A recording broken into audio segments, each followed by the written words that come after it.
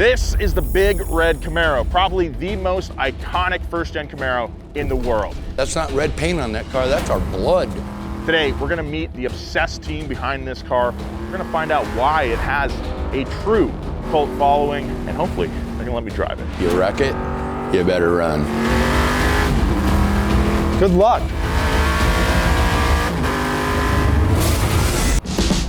This is it, Big Red. This 69 Camaro is a full-blown race car built to set land speed records and win any event from La Carrera to the Pikes Peak hill climb. When I was a kid, this car was a legend, and there's no better introduction to this beast than sitting shotgun. We're here at Big Willow with the Big Red team. The man behind the wheel is RJ Gottlieb, the owner and driver who started this whole thing with his dad back in the 80s. Before I even think about asking to drive this car, RJ's gonna show us what this thing can do.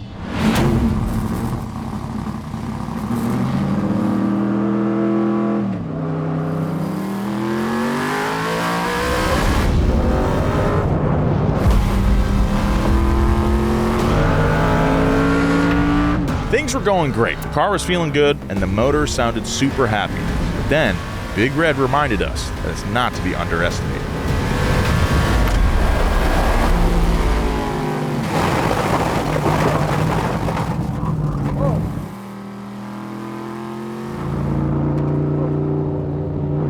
Going off track sideways at over 100 miles an hour is pretty scary, can't lie. And now that I've been introduced to the car, let's properly meet the team behind it. We all woke up super early this morning to drive out here to Victorville to this nondescript building. Inside here is where the Big Red Camaro lives. Gotta be honest, it's pretty surreal, man. I remember reading about this car in Hot Rod magazine. I remember seeing it, I think, on like Power Block. This car's a really big deal, you know? It started the pro touring trend, which still persists today, you know? If, like, you can blame the Big Red Camaro for that.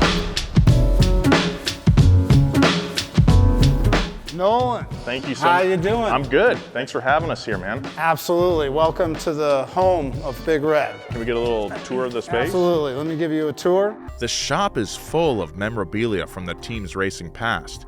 It feels like walking into a family's home. We got some, a picture of me and my dad from the old days, actually, when we didn't even have Big Red on it. We were still calling it LA Speed, was just the name of the team. Big Red came along later on with a magazine article. And the weight of what we're asking to do with their car is starting to set in. Here's some photos from Pikes Peak. These are actually from the race. I always thought this is interesting ones. Here you get to see me coming around here, and these two animals were actually on the highway. But when they heard the car coming, they actually ran up there and watched the car go by. This is another great shot of the switchbacks where you can actually, if you fell over that guardrail, you'd die, you know what I mean? And it's just another great turn down there, and I just thought, that's just a great shot. Get with the flow with Premium Guard Premium Filters. 3 radical styles for your car. Cabin air, engine, and oil. Whoa! Pure Flow cabin filters by Premium Guard block harmful particles like dust and pollen. They use activated charcoal to eliminate odors, and they give you maximum airflow. Whoa! Time to up your flow with Premium Guard oil filters. You got the Premium Guard Extended Protection Oil Filter? Yeah, Blorgy. It keeps 99% of particles and debris out of my engine, and it lasts up to twice as long as a normal filter. Lucky? Give your engine a breather with Premium Guard engine air filters. I feel so much better. Oh, what, you like that? Well, that's because this air filter prevents you from inhaling dirty particles and helps you breathe, man. Thanks, Premium Guard. If you're ready for your car to run better and longer, use Premium Guard filters. Click the link below to learn more. So we're walking through the shop, looking at all the artifacts, and one of them looked back at me. Oh, you noticed this. Oh yeah, I almost forgot about him. We've named him Patrick over one of the... So he tells us the robot's name is Patrick, which I thought was funny, but it's actually named after a fan who had passed away. That's really touching. I got a good deal on him, and we painted him red to make him a Big Red guy. There's something different about the Big Red Camaro. There are like adherents to this car, to this team, and the fact that they named the robot after Patrick. That's so cool. So let's meet some of the dedicated team members behind Big Red. They might be more intense than the car itself. Dave Ward is the fabricator for the Big Red Camaro. He does a ton of work on the car. Dave is also a really interesting guy. He started racing really young, started building really young. There's Dave. So here's an early car. I think this is when RJ was doing some road racing, but here's Dave's, I think his first car that he built, Corvette. But dude, look at these like wide fenders and everything. That's so freaking cool, dude. Sports Car Club 1980 regional champion, David Ward. This is a cool place.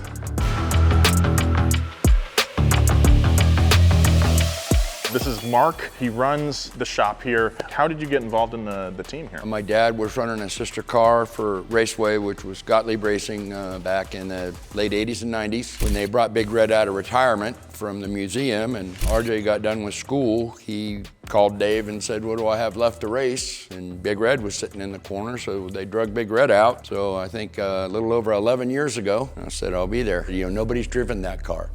Dave's driven it. I, after 30 years, got a chance to drive it, you know, got out of the car crying, absolutely crying. It's family, right? That car, that's not red paint on that car, that's our blood. So it's pretty personal. We work extremely hard on that car, it shows. I'm gonna be one of the first people outside of the Big Red circle family to drive the cars. Do you have any advice for me? You wreck it, you better run, because I'm gonna find you. I believe it. Now that we got our first heart attack out of the way, RJ put the hammer down.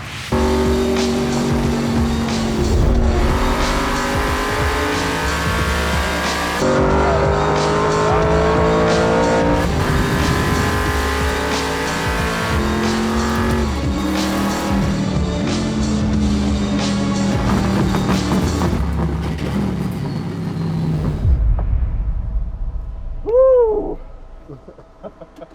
Dude. Craziest cars I've been in, our Ranger down in Baja, the Bonneville Roadster, and now this. Like, that's where this thing's at. Every sense is just being pummeled at once. The exhaust, you know, blowing gas right back into your face. It's shaking a ton. Like, you're hunkered down in the car. I mean, you're one with the car with the race belt. It's like one of those. It's an experience. Top tier experiences, yes.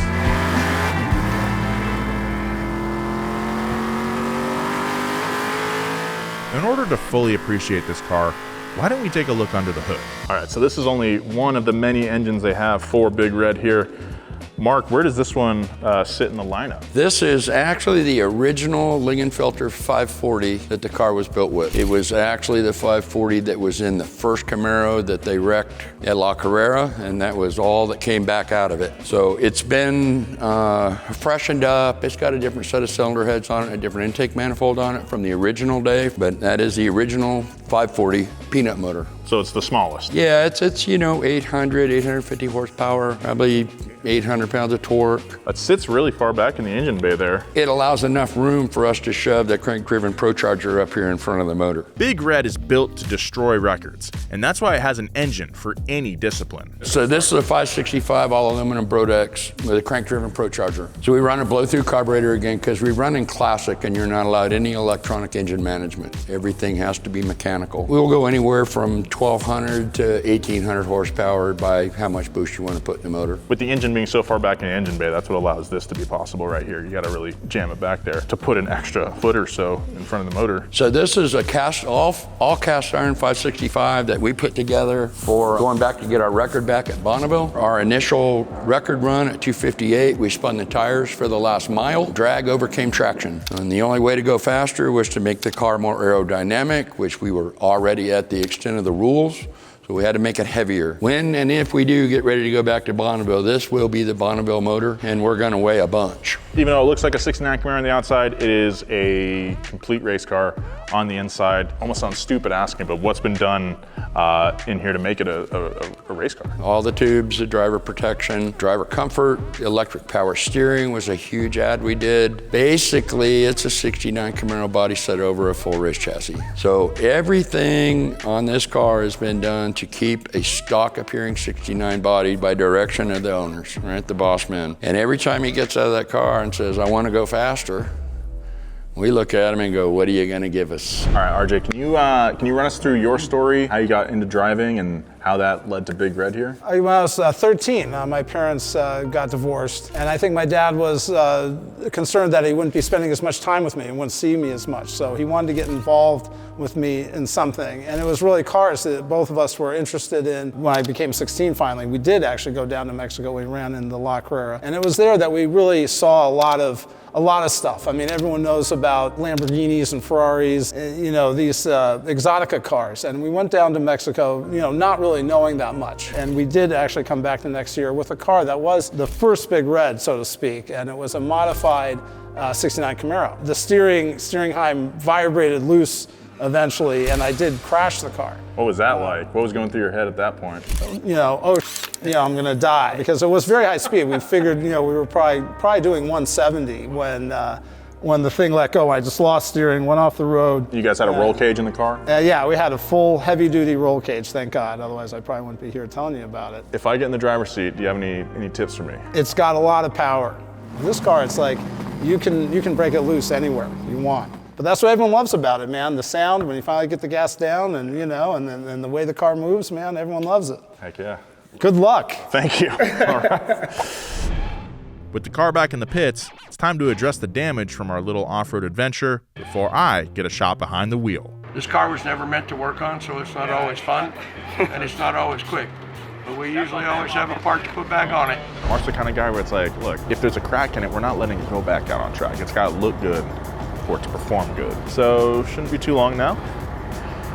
And then I'll get behind the wheel. If you wreck it, you better run, because I won't find you. Oh. Okay.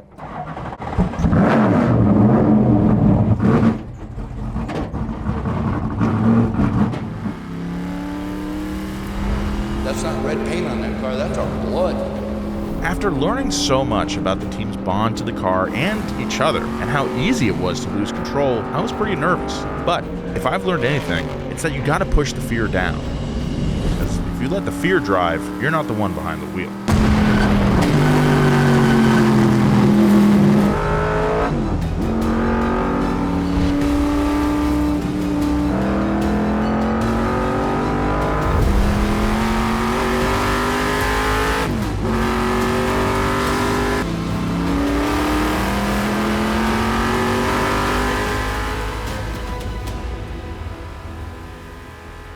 We made it, we survived.